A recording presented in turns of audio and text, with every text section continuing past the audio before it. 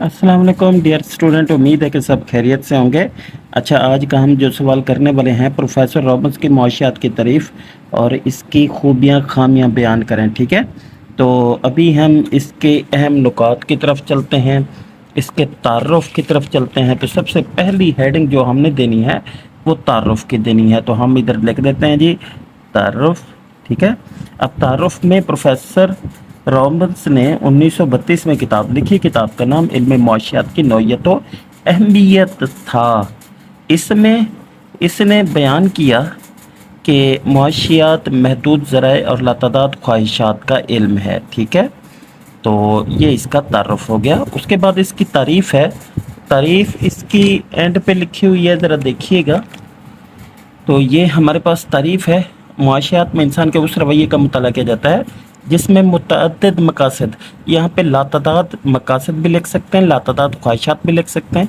जो लातादाद ख्वाहिशात मुतबादल इस्तेमाल महदूद ज़राए अहमियत में फ़र्क के दरमियान रिश्ता कार फरमा होता है।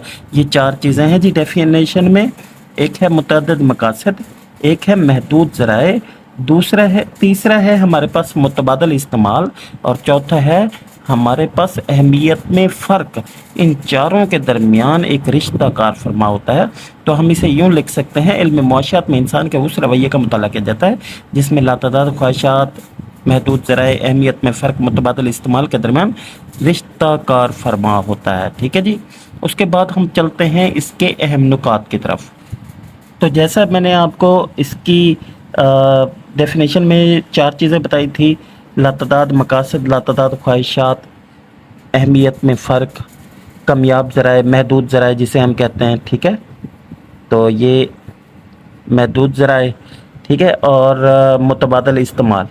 तो ये चार चीज़ें हैं, चार अहम नुकात हैं। ठीक है जी। तो सबसे पहले लातादाद ख्वाहिशात, इंसान की ख्वाहिशात लातादाद होती हैं, पैदा होने से लेकर मरने तक ये ख्वाहिशात कम नहीं होती बल्कि जन्म लेती रहती हैं, बढ़ती रहती हैं। ठीक है, उसके बाद हम लिखते हैं अहमियत में फ़र्क या मकासद के लिहाज से फ़र्क। तो बस ख्वाहिशात ऐसी होती हैं जो बहुत ज़्यादा अहमियत की हामिल होती हैं, कुछ ख्वाहिशात ऐसी होती हैं जो बहुत कम अहमियत की हामिल होती हैं। तो जो ख्वाहिशात ज़्यादा अहम हो उन्हें हम पहले पूरा करने की कोशिश करते हैं। ठीक है, तो इस तरह के अल्फाज आप इसमें लिख सकते हैं। उसके बाद कामयाब ज़राए हैं, कामयाब ज़राए, महदूद ज़राए। तो आप इसमें लिख सकते हो इंसान की ख्वाहिशात जिस तरह लातादाद हैं, इसी तरह तमाम ख्वाहिशात को एक साथ एक शख्स पूरा नहीं कर सकता क्योंकि उसके पास ज़राए महदूद होते हैं। इंसान कोशिश करता है कि महदूद ज़राए तक ही रहे और महदूद ज़राए को ही इस्तेमाल करे और उसी से ज़्यादा फ़ायदा उठाने की कोशिश करे। ठीक है, उसके बाद फिर हम देखते हैं कि हमारे पास लिखा हुआ जी ज़राए का मुतबादल इस्तेमाल। ज़राए का मुतबादल इस्तेमाल का मतलब है कि इंसान अपनी ख्वाहिशात को तकमील के लिए अपने ज़राए को, अपने महदूद ज़राए को मुतबादल तरीके से इस्तेमाल करता है ताकि ज़्यादा से ज़्यादा अपनी ख्वाहिशात को पूरा किया जा सके। मिसाल के तौर पर एक शख्स को भूख लगी है, अगर रोटी महंगी है तो चावल ख़रीद सकता है, अगर चावल महंगी है तो रोटी ख़रीद सकता है। इसका मतलब है ज़र को मुतबादल इस्तेमाल किया है। ठीक है जी, तो इस तरह के आप अल्फाज लिख सकते हैं। उसके बाद हम इसकी खूबियाँ देखते हैं। तो पहली खूबी है हमारे पास ज़िंदगी की हकीकतों के करीब तर। तो हम लिखेंगे प्रोफेसर रॉबिन्स ने मुआशियात की जो तारीफ़ बयान की है वो ज़िंदगी की हकीकतों से करीब तर है क्योंकि हर इंसान को लातादाद ख्वाहिशात का सामना करना पड़ता है और महदूद ज़राए का सामना करना पड़ता है। ठीक है, जामिया और साइंटिफिक आप इसमें लिखेंगे। प्रोफेसर रॉबिन्स ने मुआशियात की जो तारीफ़ बयान की है वो जामिया है, वो साइंटिफिक है। ठीक है जी। उसके बाद है वसअत मज़मून। मुआशियात की जो तारीफ़ प्रोफेसर रॉबिन्स ने बयान की है वो वसअत मज़मून में बहुत सी चीज़ें इसमें शामिल कर दी गई हैं जिसमें मादी, गैर मादी अशिया और इसकी तकसीम भी नहीं है।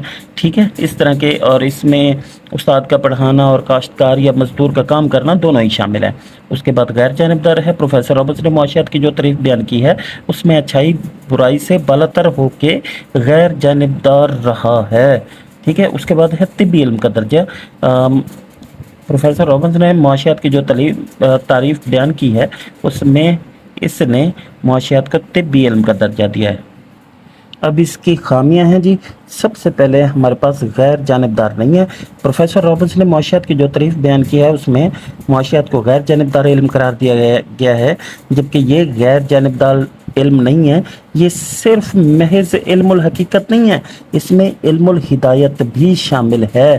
اسی طرح مسئلے کو سمجھنا اور اس کے حل کے لیے مختلف ذرائع کو استعمال کرنا اس میں شامل ہے، ٹھیک ہے۔ اس کے بعد ہے جی طبی نہیں معاشرتی علم ہے۔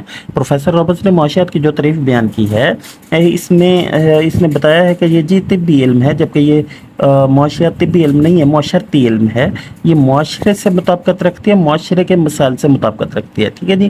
اس کے بعد محض علم الحقیقت نہیں ہے، یہ علم الہدایت ہے۔ اس کے بعد ہے اخلاقیات سے جدا نہیں ہے، اس میں اچھائی اور برائی دونوں شامل نہیں ہیں، لیکن یہ یاد رکھیے گا کہ ہمیشہ اچھائی کو ہی سب سے زیادہ اہمیت دی جاتی ہے۔ اس کے بعد ہے اس میں معاشی منصوبہ بندی کا ذکر نہیں ہے، ٹھیک ہے جی۔ تو یہ اس کی ساری خامیاں ہیں۔ تو امید ہے کہ آپ کو یہ سوال سمجھ آ گیا کیا۔ اوکے جی، اللہ حافظ۔